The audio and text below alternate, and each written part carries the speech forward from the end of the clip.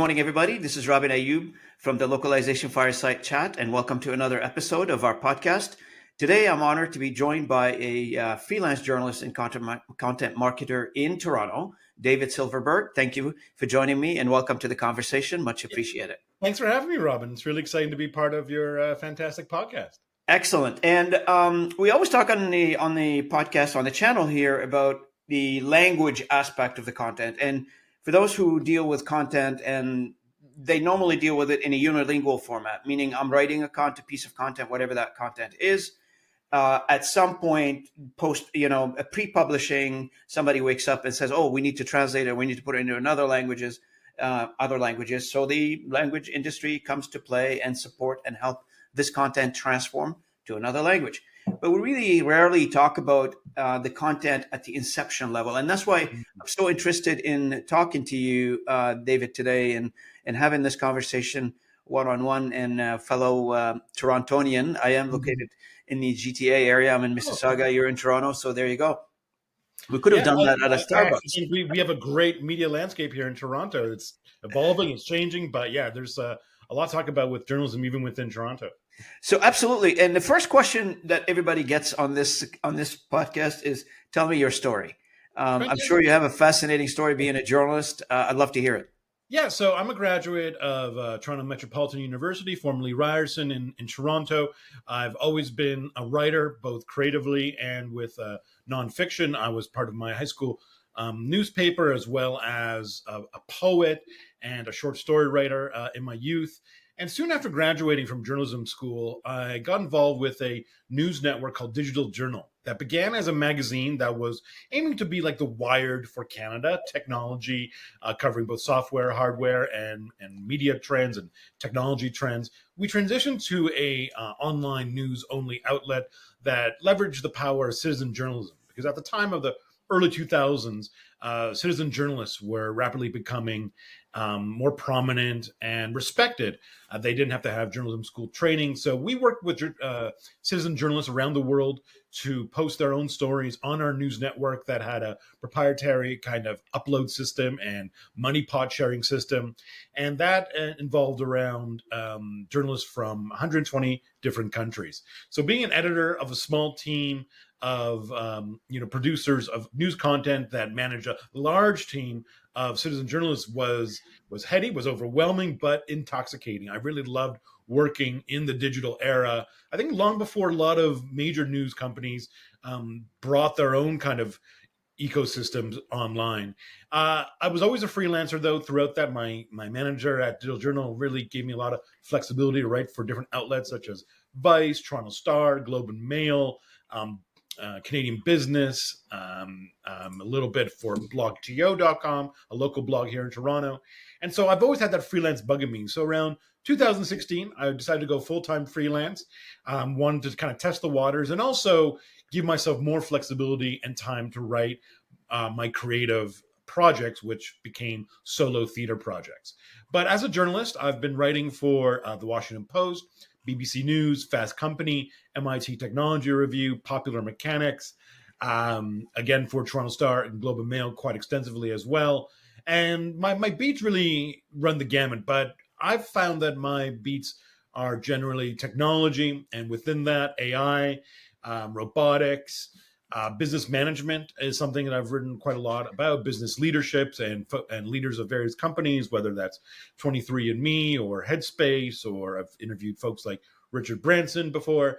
And I've also loved writing about the arts. So the arts is always something close to my heart: theater, film, music, and TV recaps. And I've written for various publications on both business, tech, and the arts. And I'm also a writing coach, so something newish to my toolkit. Come the pandemic, I realized there were a lot of freelance journalists who needed a leg up in both fine-tuning their writing skills and elevating their own businesses as solopreneurs. So I decided, you know what, there's a lot of writing coaches for poets and short story writers and novelists, but not a lot for freelance journalists or journalists in general, unless they take extensive kind of courses at places like Banff. So I decided to do one-on-one over Zoom, and that and my Become a Better Writer program has been really fulfilling for me and hopefully for the writers that I've worked with, who range from folks in Toronto and Ontario to really budding journalists in Nigeria that I was really overwhelmingly excited to work with. Wow, what an extensive story, man! I envy you. You've interviewed quite Bronson, Sir Bronson. That's pretty big. Oh yeah, Um, he was a great guy to talk to, and I think I talked to him in early 2000s when I was at Digital Journal before a lot of things were taking off for Virgin. Yeah. Excellent. Now, so yeah, I mean, freelancers being a freelancer journalist gives you a lots of freedom to choose the topic, the medium, and the company you want to work with or the organization you want to check. There's a lot of freedom associated with that. What about some of the downside of being a freelance journalist? Have you Sure. experienced any of it? There's peaks and valleys. With income, you can have a great month in September, and then maybe not a lot of hits on your pitches come November. So it really can be feast or famine at times, which is why I try to keep myself busy with marketing and ensuring that my website is up to date during those kind of low income months. So there's the struggle of hustling. I Hmm. actually love the hustle. I love coming up with ideas and pitching editors, but a lot of folks in my sector don't like the hustle and really find joy only in the craft of writing and interviewing and Hmm. news gathering. But that can be a challenge for a lot of folks. And the other challenge too is that there's a lot of media contraction right now.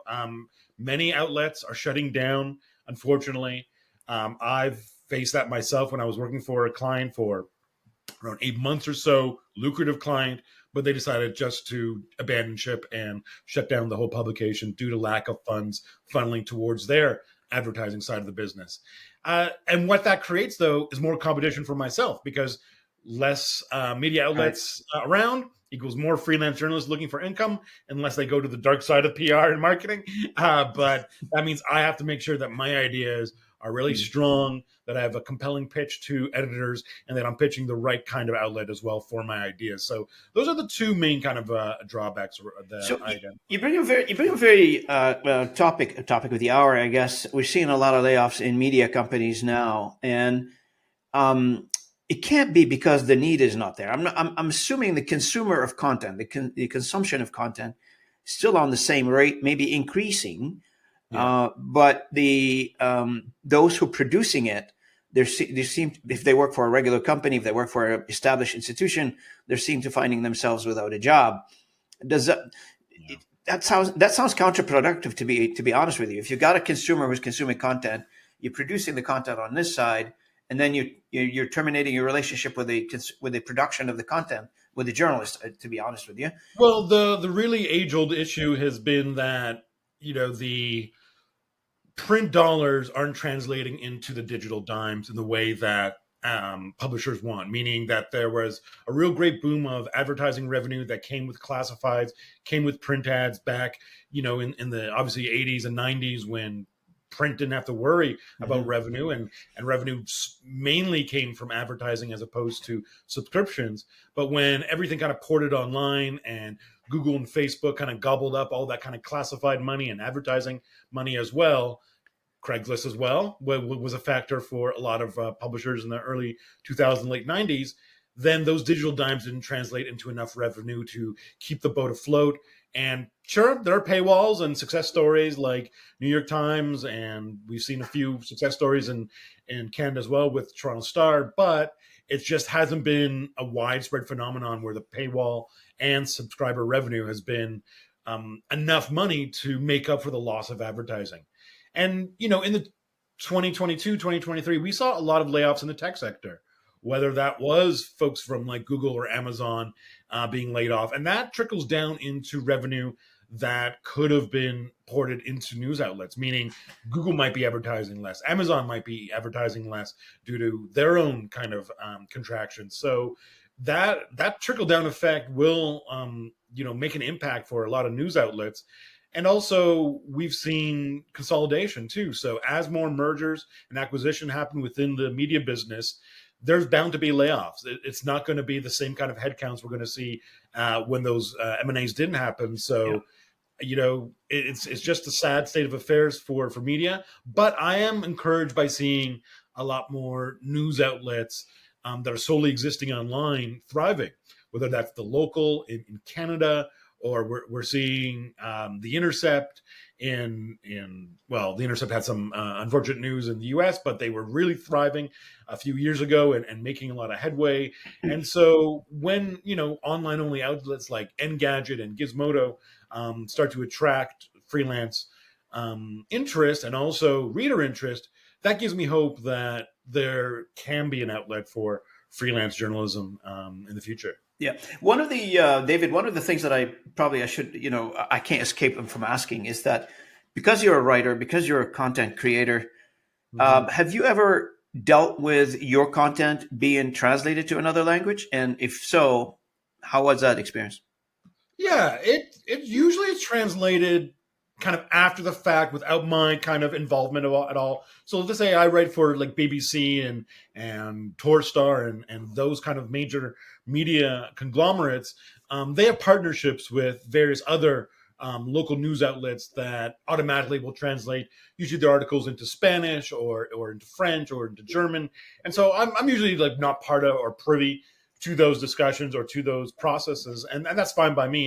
And when I can, identify that my content has been translated to other languages and reaching other audiences, that really gives me a great sense of satisfaction, knowing that more readers That's right. are enjoying my content, especially because I try to write content that I think is doing, good in the world. I'm profiling businesses and perhaps climate friendly solutions, for example, that I think should be read by more folks. So that is totally fine for me. It doesn't happen on a widespread wave, though. Only a few outlets that I work with do auto translation with their partners. So let's move to the topic of the hour. The world inundated, and you mentioned few media outlet that you work with, and I'm 100% certain, including Popular Mechanic, they're all over the idea of AI and how AI is going to impact the world. Yeah, And I think it's impacting everybody, every profession, every job, knowledge-based industry, whatever industry you're in. AI is going to be part of that, at yeah. least some part of, at a slow process right now where you're going, AI is coming, getting foothold in certain professions, maybe faster in other professions. But that velocity is increasing over time in terms of adoption, in terms of deploying and taking advantage of the tech. How's Hmm. that impacting the your profession on a journalistic type of profession? So how's that impacting? Well, I think first of all, I don't feel like AI is taking my job away. I think what AI is doing is strengthening newsrooms with data gathering and certain misclassification kind of analysis that I think is going to make newsrooms just stronger and more efficient.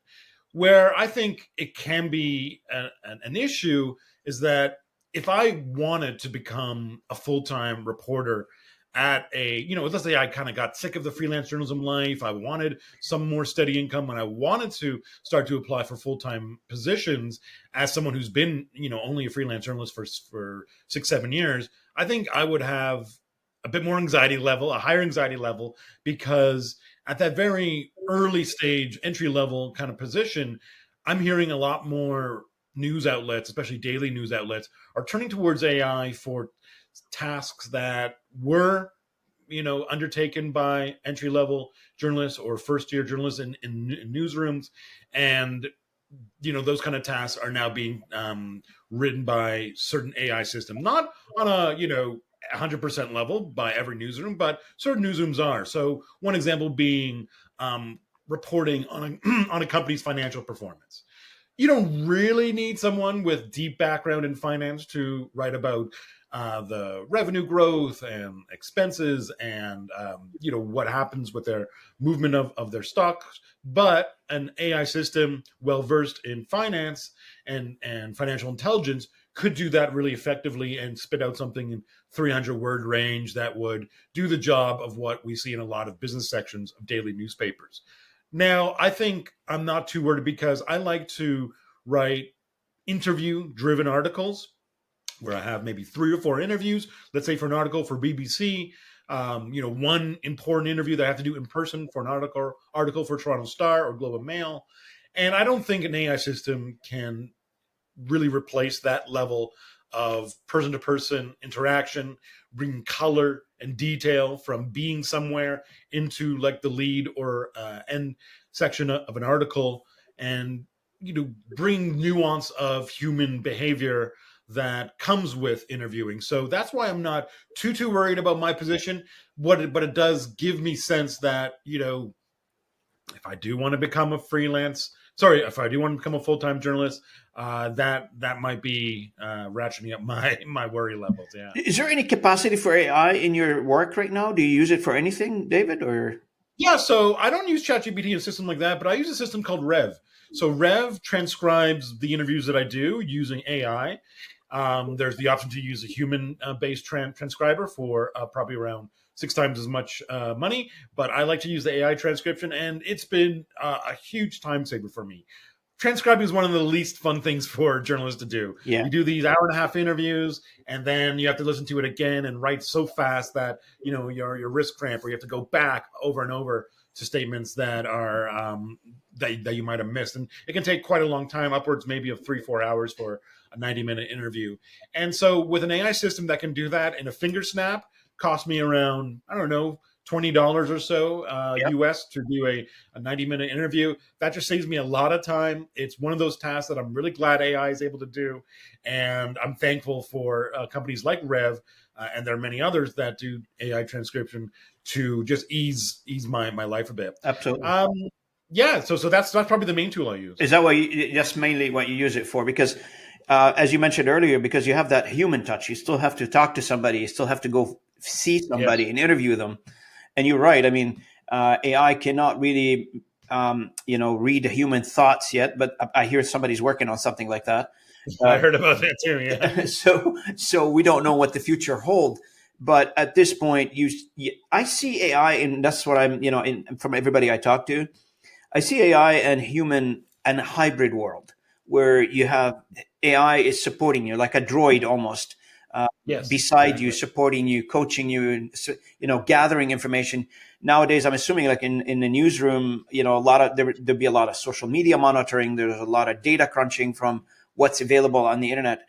Instead of, as you said earlier, instead of having like a team of 10, 12 people doing this full time, now probably you can do it with, you still need people, but you probably can do it now with 4 people, like 5 people, instead of Yeah, dedicating exactly. an entire And department. one example that I remember reading about was from the UK's Daily Mirror and Express. They published in early 2023 their first articles written using AI. And it was for simple articles, such as like 7 things to do in Newport. And you see those, listicles and outlets like BuzzFeed as well. And I can see where AI can be applied for more lifestyle oriented, culture oriented kind of articles that can spit out things like the most exciting winter trips to take in the Aspens, or the best day trips you can do with your kids in Ontario, that can scan so many different kinds of experiences and listings that could be on a database of all these events to do with your kids in Ontario, and then just flushes a few out that hopefully a human journalist will scan for accuracy, and that might save a journalist a lot of time. And so I can see a lot of journalists working hand to hand with database searches and tools like Bard and ChatGPT, because it's just going to be a factor with major newsroom. Whether small newsrooms use it, I'm not sure. I think a lot more high headcount newsrooms are going to be using it. LA Times used it for their investigative articles. The International Society of Journalists, or International Consortium of Investigative Journalists, used it for their Pandora Papers Mhm. investigation, which, as many of your audience may know, uncovered offshore tax accounts used by some of the world's most prominent billionaires. And to have something like a spam filter that can scan databases full of documents that contain so many figures and perhaps data points that are difficult to organize um, by hand, that is where I think the value of AI will really be seen. And we were talking about it earlier. I was on a different call earlier, and that is a very key point, is the data that's going into AI. It has to be sanitized data. It has to be a cleansed data, because if it isn't, garbage in, garbage out, and what you end up with AI at that point, I'm not sure. There's a term being used is hallucination. So AI can Mm. produce, of course, we are asking technology to output something, but it's learning from us. Now, there was an article published in Popular Mechanics not too long ago about singularity, and singularity, the projection now being reached in 7 years or 5 to 7 years. Now, we don't know if that's going to be true or not, but the idea is that if AI is going to take a look at a reams of data, at a mountains of data, and make decisions on that data must be correct. It better be correct, because the output is going to be questionable. Yeah, no, that's so on point. Yeah, you got it right, Robin, because you're only as good as the data that you're able to feed into the machine. So I think at that point of data collection, there has to be some human involvement. It can't just solely be putting in, let's say, tax files and offshore account information that hasn't been first analyzed, and maybe it's not scrutinized onto a minutia level that would require hundreds of hours of time by these journalists or interns, but Mm-hmm. would at least be sanitized enough that journalists and editors feel comfortable feeding into a system that can hopefully output something that would make up the grist for journalistic content. I think that will be critical, because what we have seen too is a lot of algorithms being biased, sometimes racially biased too, with computer vision.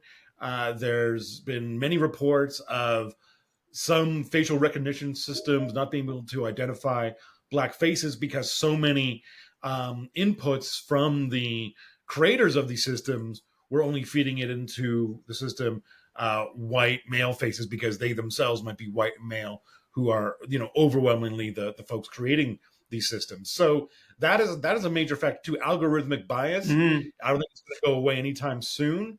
So what I think everyone has to be diligent about is ensuring that from the point of inception and creation, that their AI system is unbiased and has been sanitized from anything that can skew results, that would skew, of course, the investigative articles. Yeah, like one of the big topic is that has been talked about for the past 5 6 years now is the ethical subject when it comes to AI. Like, how are we deploying AI, and how ethically are we deploying AI in terms of, this, a gender is one thing, race is another one, Yes. the ability to distinguish between the fake news, I would call it, versus the truth, and how do we distinguish that? Because again, if we are reading fake news as a truth, then you end up with,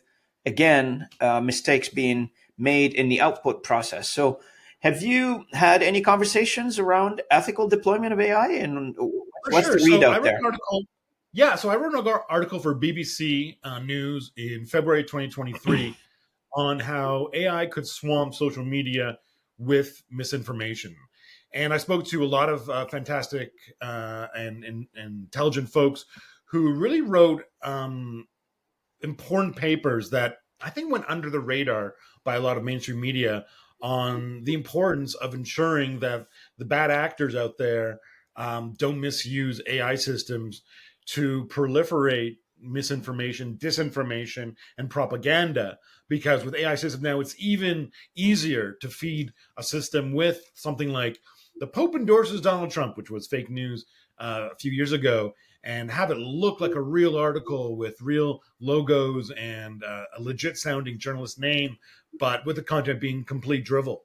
And I think with AI systems spitting out those kind of um, false reports, I'm hopeful that there will be AI systems to scan those reports and better label that as misinformation, that the AI systems can work against each other, or, well, I guess, yeah, in concert, so that they can also combat what the bad actors are doing with those same algorithms and, let's say, chat GPT like models. Because with all that high volume of content that generative language models can produce, I'm hopeful that there will be enough, um, large language models that we will do identify that as misinformation. And there are a lot of folks working right now to ensure that things like deepfake videos can be labeled as fake, because now we're seeing so much use of it, especially with, unfortunately, deepfake porn against women in Hollywood and in the music industry, that are fooling folks on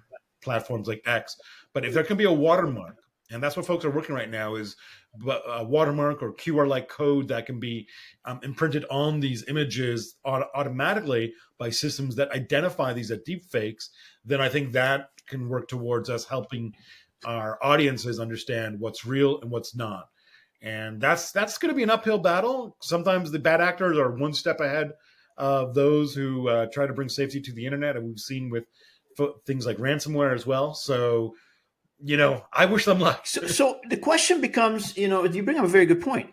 As a generation where we are right now, and in the new next generation is coming right behind us, we are at a stage where it's important for us to distinguish between what's fake and what's being generated via AI.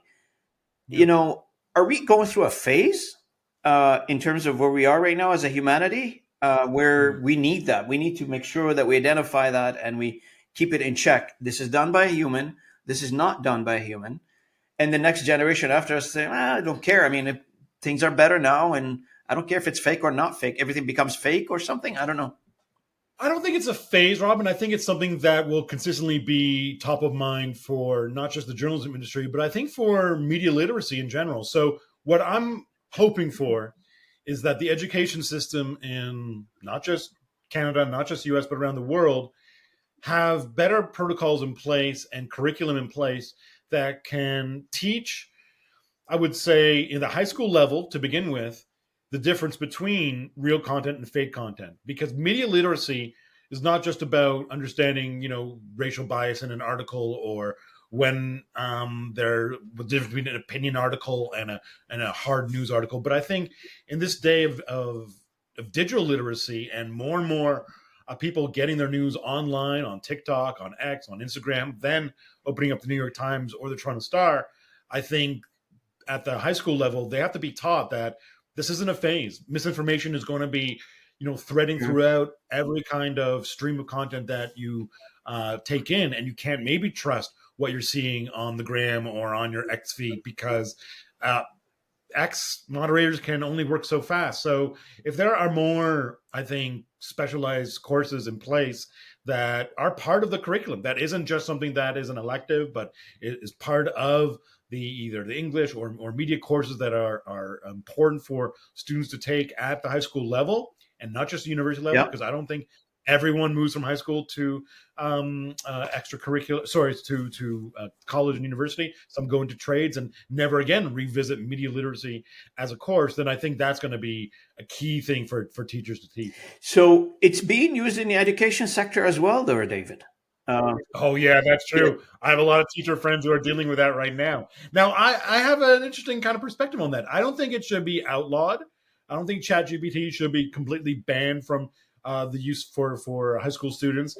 What I think it could be used for, similar to Wikipedia and Google, where it's a starting point for children and teens to learn about a certain topic. It doesn't write an essay for them, but if they want to put in a prompt such as, tell me about the use of book banning in the U.S. South and the consequences of book banning in the United States, then I think if it spits out that kind of historical perspective, and maybe even fine tune it to book banning in Tennessee and at a localized level, then I think that provides interesting fodder, hopefully, for students to write compelling essays that are written by themselves. And more teachers have software now to identify if something has been AI driven. So I think students who think they can just get by with a ChatGPT written article, they might be seeing a D&D minus on those papers. Yeah. But I'm here also the teachers are using it to develop like tests to generate ideas around. Yeah, I've heard about that too.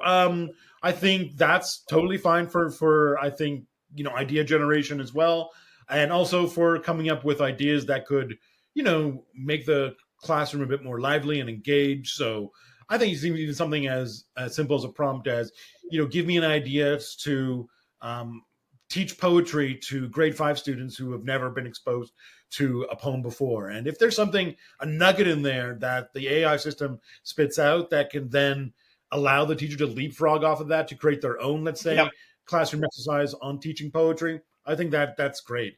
I don't think it's going to totally replace teachers either. So teachers shouldn't worry about AI systems replacing them because, again, you need that human to human touch point. I think every time we democratize anything, media, financials, etc., I think the education component gets missed.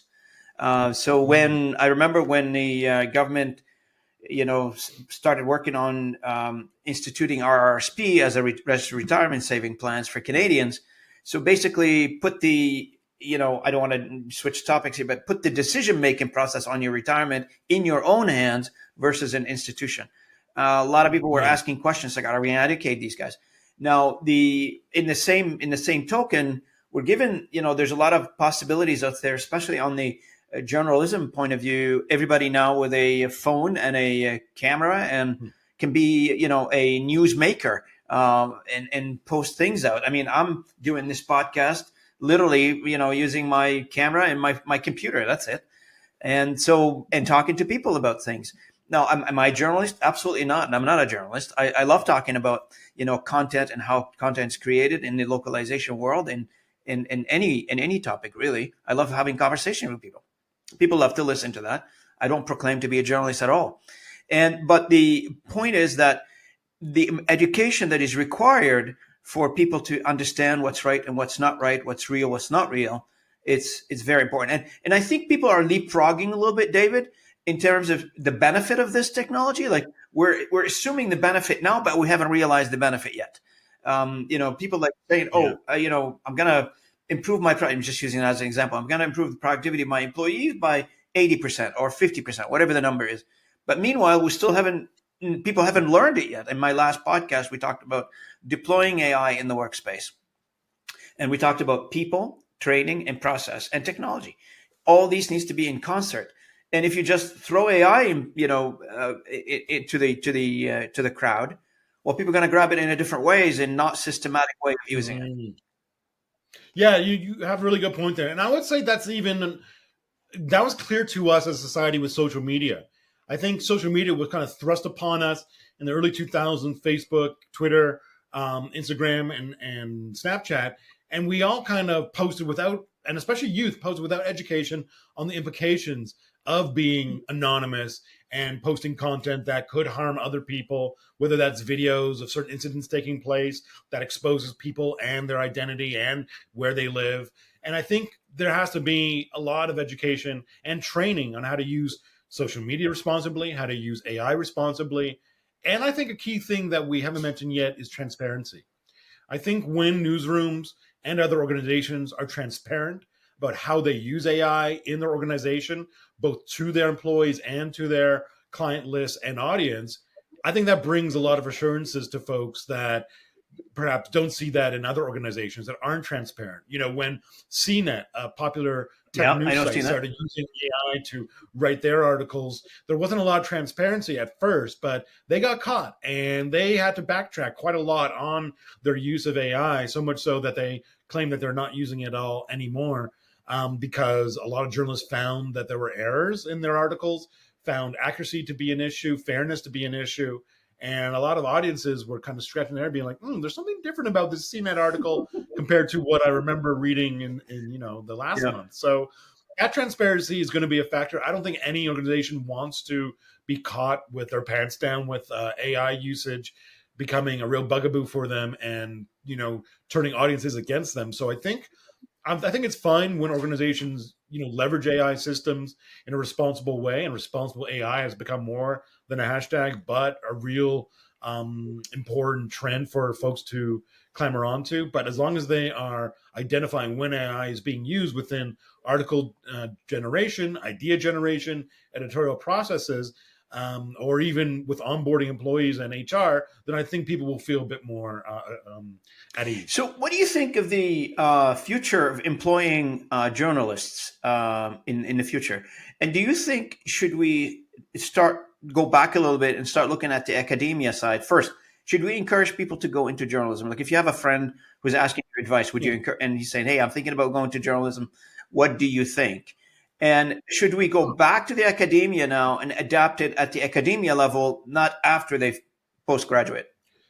Yeah, great point, Robin, because I think at that academic level, you have to start to, merge data journalism with the boots on the ground journalistic techniques that we were taught at J school, 20, 30 years ago.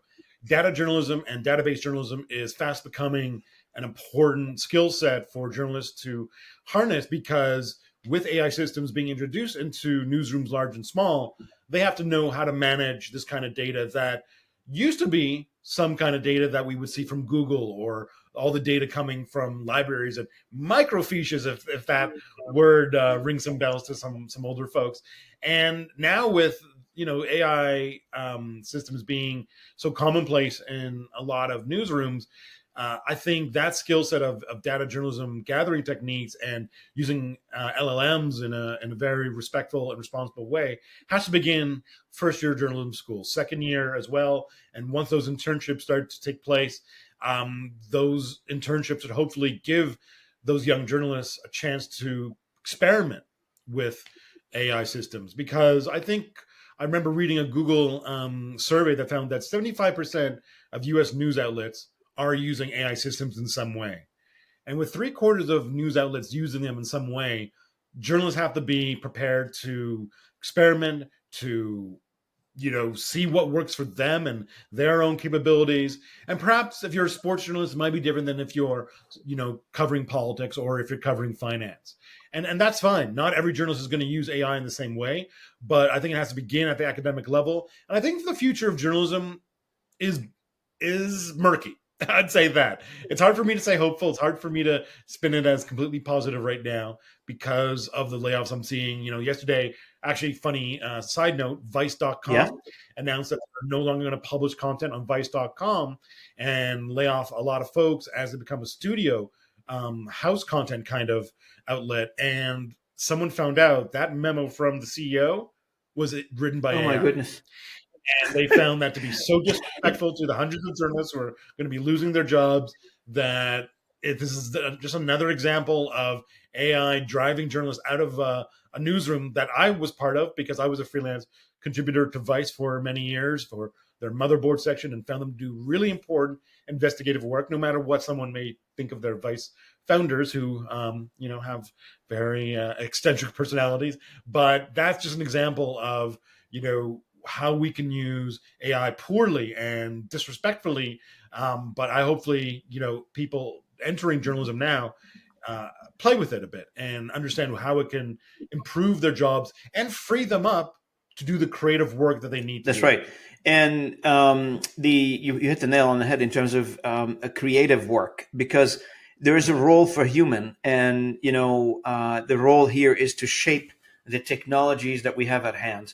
And it's nothing new. I mean, humans for the past 30, 40 years been adopting technology into their lives in a variety of ways, and then we're adapting to it. It's not that scary. The part that it's I think people putting the cart before the horse here is that as a company, as a business, or as an individual, I have a huge hope for AI. That AI is going to be that magic wand, is going to be the solver of everything, which is not. And it's reality. We got to have a reality check. Yeah, exactly. AI isn't going to be the end all be all.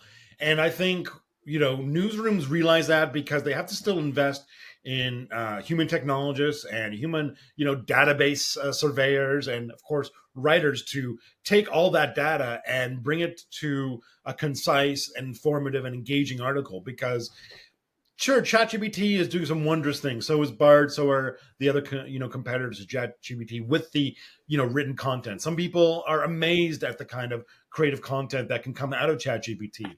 But I think, to really write compelling pieces that bring, entertainment and information in a marriage that really is unique to a voice from a journalist, I think that's going to be really difficult to replicate into AI systems. We won't see a Hunter S. Thompson like, ChatGPT spitting out gonzo journalism, because that gonzo journalist and the iterations of that gonzo journalist Yep. today need to be, bring that scenic color and detail into their pieces, and their voice has to be unique as well, because especially with column Yep. writing, there's a certain voice that comes from a columnist in the New York Times or New Yorker or the Atlantic or Maclean's that is unique to them, and I think that will still be difficult for AI systems to replicate. So, do you think AI now? One of the things is I feel like in when it comes to journalism and writing content is you would like to address the content to a people who wants to consume the content. So, what are the readers are looking for? What are they hoping to see? What are they hoping to read about? And I Yeah. think that discovery phase, AI could. I don't know. I mean, it could be helpful in terms of AI doing the statistics, the scanning on the audience, and try to figure out the audience would most likely read your content and and give it a good feedback or Yeah, that is definitely happening. That's happening in newsrooms around the world, and this was happening before with something called A/B testing. A/B They would testing. test Yeah. headlines, and BuzzFeed and Vice were kind of known for this. They would test headlines on various audiences. This headline drove this amount of clicks. This headline for the same article drove this amount of clicks, and then they would go automatically through AI. This is the headline that was, at the end of their experiment, the most kind of popular for their readers. So this has been going on for a long time, just not on the kind of widespread scale that we're seeing right now.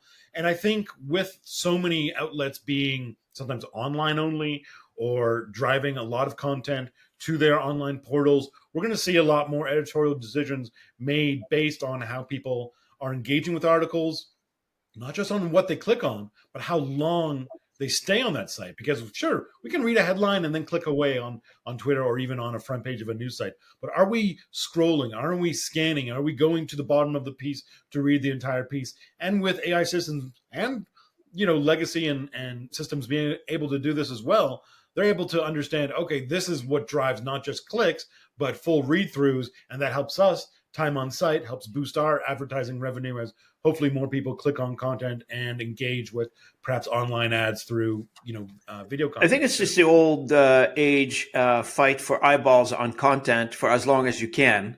And everybody now it's moved from your typical 5-6 media companies around the country in Canada that controls not controls that mainly known as a news broadcaster or as whatever you want to call them, a media companies that control the Yeah. message out there. Now you've got decentralized way of looking at this. There's websites, there's individuals, there's a Yes. bunch of things that's going on. They're disseminating their own views. It could not, it's not, maybe in a lot of cases it's not news, but they just love to share their own views.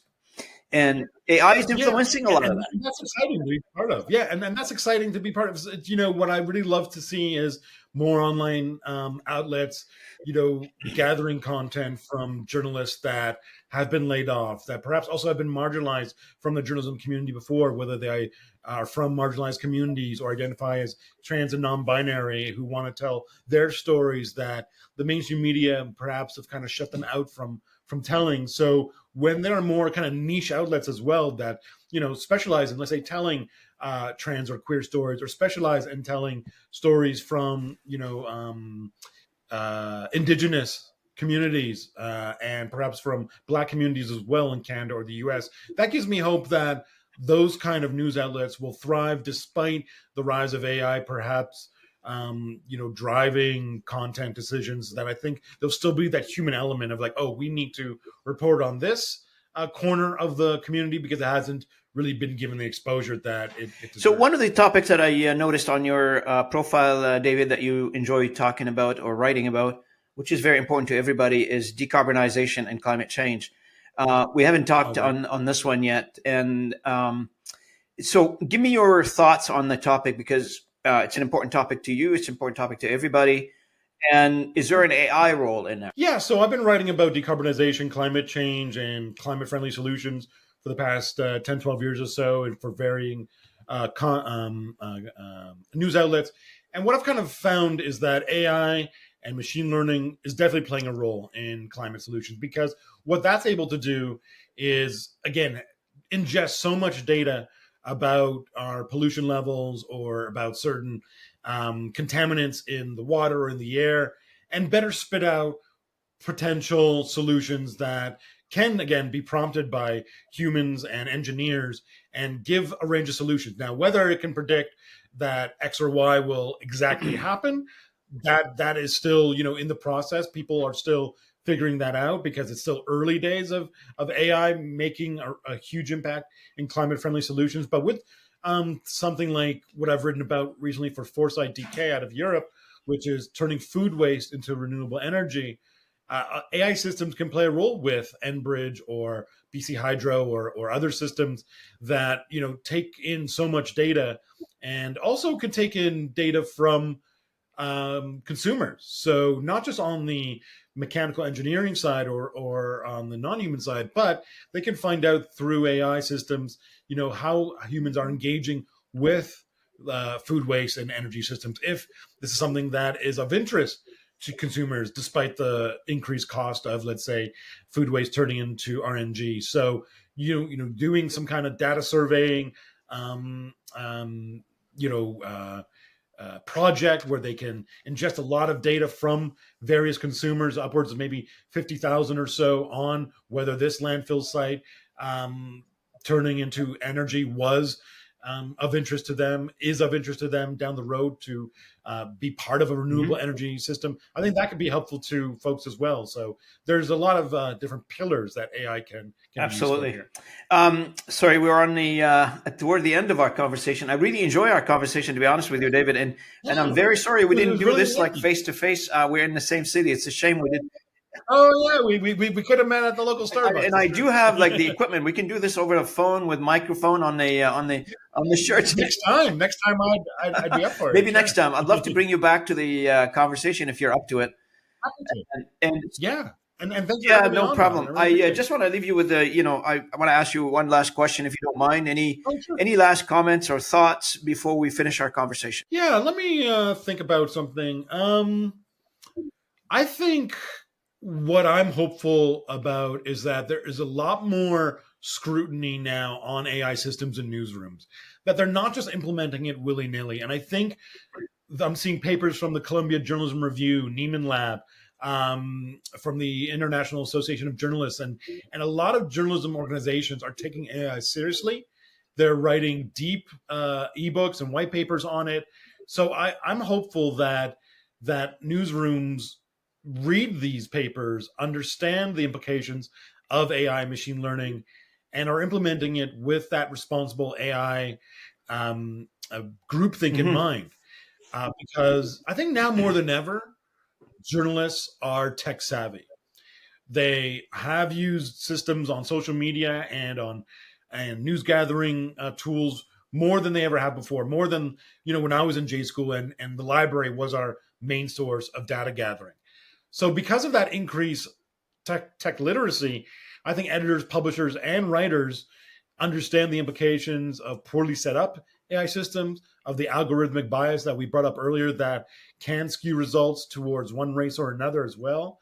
So that gives me hope that even with some of the negative implications of AI in the newsroom, that they're going to be used responsibly and with a kind of a caution tape around it, with making sure, okay, we are going to implement it on this sector of our newsroom, but it's not going to totally replace journalists, because we still need humans for that data gathering and writing. Yeah, and the one-on-one conversation that you just had earlier.